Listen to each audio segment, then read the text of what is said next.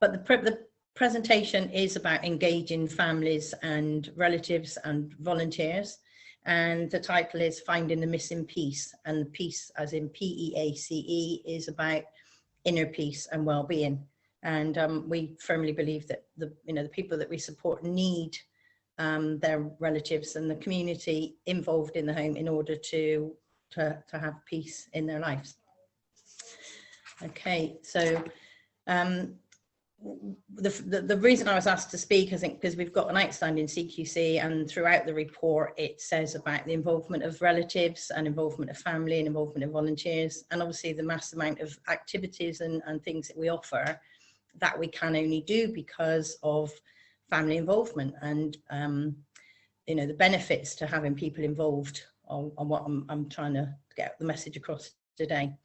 So it's, the presentation is a little bit like why we do it, how we do it, the benefits of it, and obviously the elephant in the room is COVID-19 at the moment, which has put paid to quite a lot of what we've been doing. But at the end of the presentation, we'll talk about the restrictions and the things that have challenged us and how we've overcome some of that. But I was asked to do this presentation prior to COVID, so I'm going to go ahead with normal life. Okay, so the first slide was about an environment that welcomes, and I think it's about redefining expectations of life in a care home, and the fact that you come in and there's rules and regulations, and that people have to behave in a certain way. So it starts with the assessment, which is a very holistic assessment, which includes all the members of the team, all the members of the family. So when we go out and meet somebody, we will take another member of staff with us so that we can really get to know the person, not just their care needs, not what their clinical needs are, but really get to know the person and their life, what's important to them, and how they live their life at home. So, the community activities that they might access, and the involvement of their family and the wider, the wider network. And so that welcome is extended to all of those people. And we hope that they're, what happens when they come into a care home is the same quality of life that they had at home and involves the same people. So my kind of key belief is that the only thing that should change when you come into a care home is your address. So the things that you do and the way you occupy yourself and the things that give you pleasure should still continue when you're in a care home. So the key thing to that is to find out what it was that gives people well-being and quality of life before they come in, so that we can continue. And so that we have the flexibility to support and comfort them and provide not just care, but a homely environment that looks after their emotional well-being as well. Okay. One of the things I think is unique to Brunel Care and to Deerhurst is a homemaker role. So the homemaker role is a senior post within the home. So it's not a nurse, it's not a carer, it's not an activity coordinator. It is what it says, it's a homemaker. And their role is to welcome everybody into the family, welcome and make sure that people have a great day, make sure that people live their life the way they choose to live their life, and to involve families in that. So their job is to engage and to create the sense of family, to be creative and meaningful with daily life, and to just make sure every individual gets to do what they want to do when they want to do it, and they're not restricted by having to do medication or having to give personal care or having to take someone to the toilet. Their job is solely to give somebody a good quality of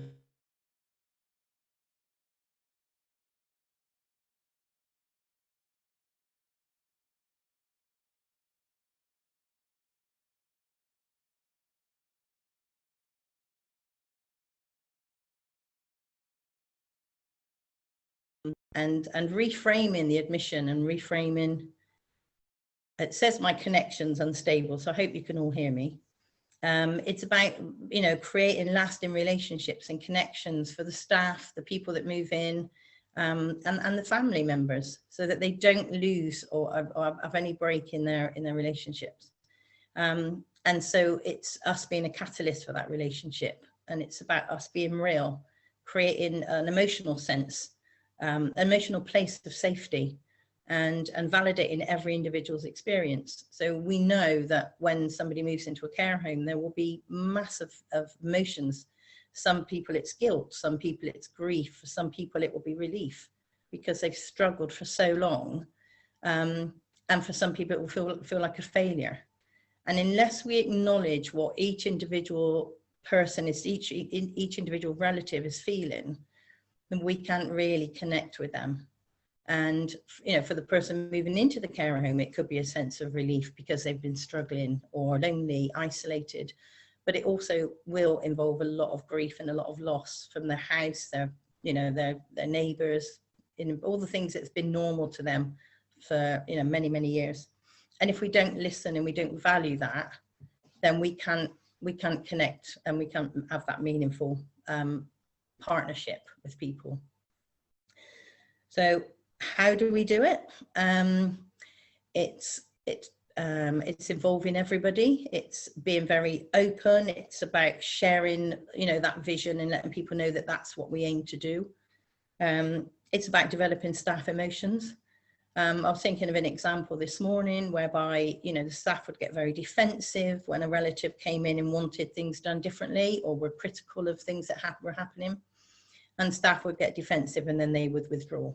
And it's about helping the staff to understand that what those relatives are going through, what their emotions, what they're feeling, their fear, their, you know, their trauma of having to hand over their loved one to what effectively is a group of strangers.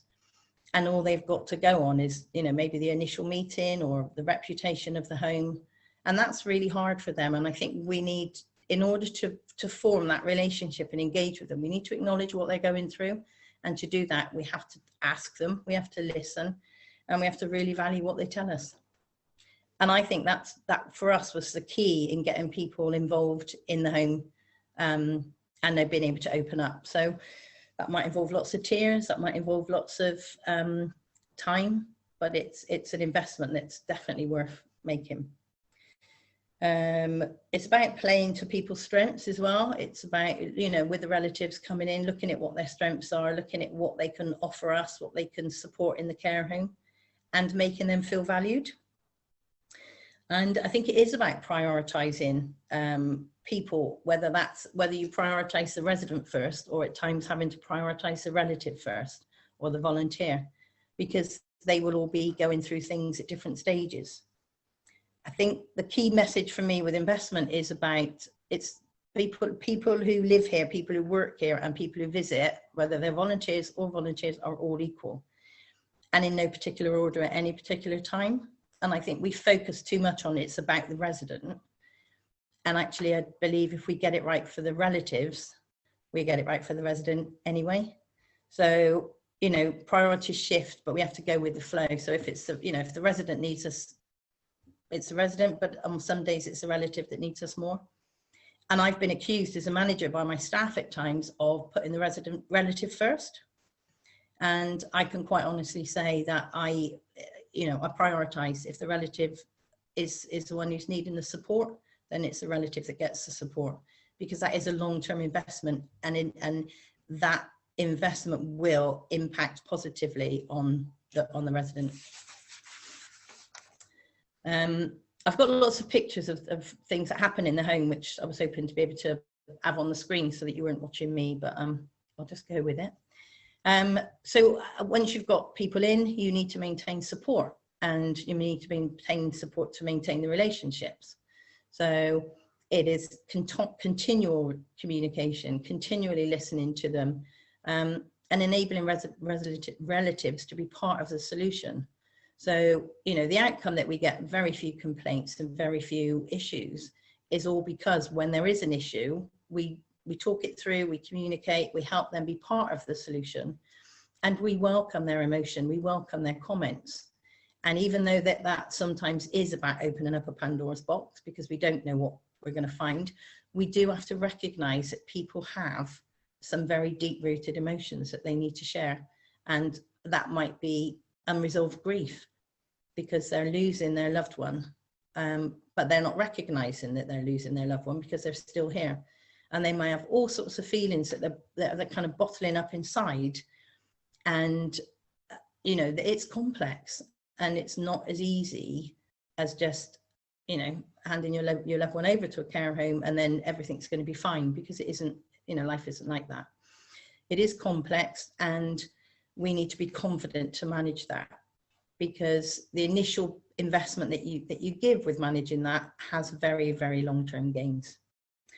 And so once you've got them in and you've provided that support, you then need to develop that relationship, or those relationships, because it's not just, you know, one relationship, it's many. It's a relationship with me as a manager, it's a relationship with the carers, it's a relationship with their loved one, and also a relationship with other people living in the home, because they're going to be, you know, meeting and seeing other people in the home as well. So we do have to develop their emotional well-being. They need to understand my vision and the vision of the home. And so the only way they're going to understand it is to share that. We need to share boundaries. They need to understand what their boundaries are as a relative and as a volunteer. And they need to understand safeguards. So why we do things is really key for them being on board. And we need to provide volunteers the time for them to learn and then to develop. And, you know, we invite them into the training. So we run family sessions. So Stuart, our lead, he runs dementia awareness sessions. He runs sessions about communication and about nurturing relationships, and also about making the most of a visit. So people often are very uncomfortable. They come in and they're trying to have a visit, and they're trying to tell them all about what's going on outside, or, you know, they're trying to tell them, you know, well, I remember a visit where he would come in and say, right, well, Mrs. So-and-so down the road died, and, oh, your Auntie Edna died, and this person's, you know, and giving them all the news from outside isn't always positive. So we would work with them to try and make them the best of the visit. So Stuart would give them loads of tools and loads of ideas that would help them with their visit. And we would support them with helping other people in the care home. So getting to know the other residents and understanding, you know, the kind of things that we do and the activities we provide, and getting them involved. And the outcomes for that is, I believe the positive outcomes for having more involvement with the relatives and more volunteers in the home is that the care that we provide is observed and supported. It's having extra people in the home, it's having extra eyes, it's having extra support, it's having, you know, it might be that it's praise. The staff get praised up for things that they're doing that are good, but they're also there to pick up any concerns and highlight that. So all of that helps us to get better at what we do. I think also safeguards the rights of the people that are living with us, their right to be treated with respect, their right to family life and privacy, and their right to live a life that they choose to live. And I think having other people in the home enables that to happen. I think it also is all about acceptance and inclusion, because we're all different, but we're all equal, and we're all human beings, and we all need the same comfort, attachment, occupation. And we need to treat them and see them as partners, and not as separate entities and people that just come and visit, or people that don't have a say and don't have a voice. And I think that's what makes it work. And in reality, it's, you know, the reality is for the people that live with us, it's much more of a community. And I think, you know, COVID has taken a bit of that away. The home's not got the life that it had pre-COVID. So I think, you know, just brings a sense of community and a sense of liveliness into the home. I think, and, you know, in reality, what it looks like is, I've actually put in the presentation a whole host of pictures where, you know, we've got people who live there watering the garden and painting and decorating and just having a bit of fun, holding chickens, because, you know, we all need to not be just sat watching the world go by, not sat in a room watching telly. I've got a host of pictures of us taking people out on boat trips and bike rides, and, you know, a pub scene and a cookery class. And all of those are only possible because of the volunteers and the relatives that come in and help.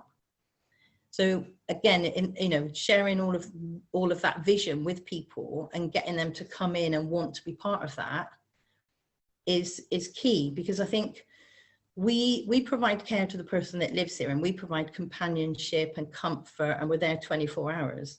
Often the relative is the one that goes home alone and feels isolated, and they don't have a sense of belonging because they've lost their sole purpose.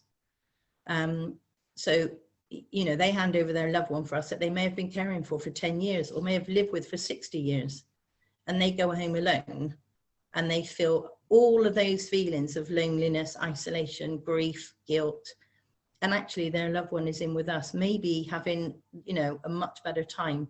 So by involving the relatives in that, you are creating and maintaining that real sense of relationship and family, but also you're building up new friendships. So we've got lots of friendship groups from the 15 years that I've been here. We've got friends that still maintain contact with people that they were, that their loved one was in the home with, because of the carers group that we run. But also just because they didn't come in and just visit their loved one, they visited a group of people. So they felt that they belonged. And often when their loved one passes on, they still belong. So they still come back. So we've got around 20 volunteers whose loved one has lived here at some point, and they still come back. They still come back and run the art class, or they still come back and run, the gardening group. They still come back and fundraise. They do lots of things to just still support the home. And I think by looking at people's physical, emotional, psychological and social well-being, for the person that lives with us and their family member, we are creating long-lasting relationships. We are preserving their relationship, but we are also creating new relationships, and that's normal. That's what people do, and that shouldn't stop just because they go in a care home. So we connect with families and volunteers by regular meetings and regular sessions in the home, but also sending out pictures, sharing life in the home with everybody is also key to making people feel that they're still a part of it. If there's any decisions or any changes in the home, making sure that they're involved in those decision makings and that they know exactly where we're going. We also have lots of volunteers come in from local community groups, other businesses, and that's usually a connection through somebody in the home, or they've had a relative here, or one of their family members work here. But we gain so much from that, in it that they might come in and offer activities, they might come in and offer external improvements. We've had decorated, again, it's a shame you can't see it, but we've got pictures of our lounges being decorated in bright colours, with the residents have chosen, our hallways being decorated, our gardens being revamped. There's so much that they have to offer, and it's every bit of investment that we put into it is well worth it. It's, I can't stress enough how important it is that we have things, outside coming in, and the people who live here, are still very much part of the community. So I know I've put the outcomes for the home is about making the home much more lively. It's about raising expectations from people, that a care home isn't just a place where you sit and do nothing. We've got a really positive reputation. And again, I credit that to the families and the volunteers that we have coming in. It drives a positive culture because we're constantly trying to improve, constantly trying to bring in new activities from the people that come in. So, if they've got a love of water, then we'll look at boat trips, and we'll look at, maybe canoeing at Chew Valley Lakes, or taking people swimming. There's so many things that you can do, and it's not just one person who's bringing those ideas, it's everybody. So, engaging the staff and engaging the families to come up with ideas of different things that we can do, and just being brave and thinking outside the box is what drives a positive culture.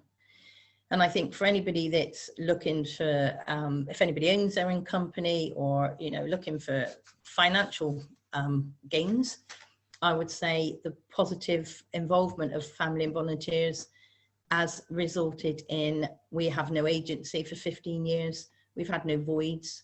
We've got a waiting list for people who want to come here, because when they come and look around the home, what they see is an activity going on in every area of the home that reflects the people that live here.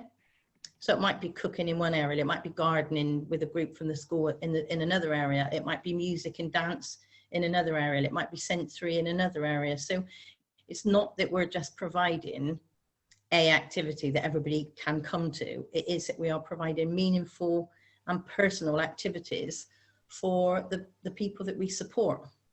And we Hi, Lesley. Sorry to interrupt you. I've just had the PowerPoint presentation come through, so I can share my screen if you'd like me to do that and to get the PowerPoint up for you. That would be fabulous. Thank you. So bear with me a second. I'll just get that up for you. Was that by magic? It's just taken ages. I granted it. Okay, to try and get it to right as a. I think the one I'm on is outcomes for the home. Okay. Do you know what slide that is? Outcomes. Actually, if you just go down to the next one, just shall I just say when to change it? Yeah. So I talked about the PowerPoint with pictures on it of people being meaningfully engaged. And those are just some of the pictures. That's one, if you stop on that one. Those are pictures of people being meaningfully engaged in activities and daily living outside. Most of them, I think, were taken outside. But when families see that, they want to be involved. And I think that's, that's a positive. So going back to the benefits, or the wider benefits, not to do with the residents or the relatives, but to do with the running, the financial stability of the home.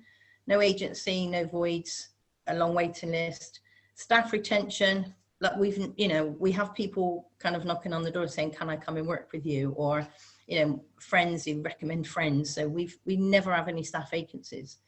And obviously, when you've got all of those things in place, there is profit. And I mean, we're a charitable organisation. So the profit that we make is reinvested back into the home. But for somebody who's running a home, for a profit, those are gains. Those are really important gains to consider investing in the, roles like the homemaker role, and investing in supporting relatives, because they are effectively unpaid workers. And we just couldn't be without them. The home would be so much less without that.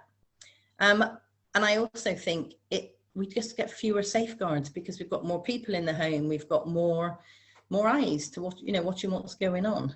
So when somebody, people with dementia might get distressed, and it might call, there might be a safeguard in between two residents, we can pick up on that quite easily because there's so many people around that can intervene and let us know. And yeah, I mean, just very few complaints, because if there's any issue, it's raised right there and then, and it's dealt with, and they are, the relatives are involved in the resolution and trying to find, the answers to the problem. Okay, so if we can, I think there's a couple more. Yeah, there's just pictures of the volunteers, helping in the home. And the next one, again, gardening, and we've got a beach in the middle of the garden, which again was an idea of a volunteer who just said, that space don't get used, what can we do with it? And I said, it would be nice to have a beach. So we created a beach. Two of the volunteers painted a big sea scene, and they come in and they maintain that. So it's really nice that residents can look out onto a beach, sit on the beach. The children from the play school next door come and play on the beach, which is just wonderful to see. The residents come out and they just watch the children play. It's just so lovely. Okay, next one. I feel like I'm rushing through, but apologies. These are just 4 of our homemakers. We do have, I think we have 8 in total. So we have a homemaker on every area, every day, for 7 days a week for 10 hours. So they're here from 8 in the morning till 6, or some are here till 8 at night, or until 6 at night. And they really are key to everything that I've talked about today. Okay, so just looking at the elephant in the room, the COVID and where we are now with volunteering in 2020. So from the end of March, we had stopped volunteers coming into the home. into the living areas of the home. In fact, we did stop them coming in completely. And then as we've just slightly opened up a little bit, we've got them back into the home, again, not in the lived areas, but within the gardens and in the and helping us with visits. So, you know, obviously COVID's brought back many restrictions, strongly regulated, and lots of guidance that come out that said we shouldn't have people in. We obviously need to keep everybody safe, you know, not just the residents, but the staff, the volunteers and the relatives. And, you know, there's been a lot of fear. And so fear with having people in the home, quite rightly, we have had to restrict. And I know some homes are closed completely. They're still not having people in the home. Whereas we've been a little bit braver because we've gone with the human rights of people to have their family connections.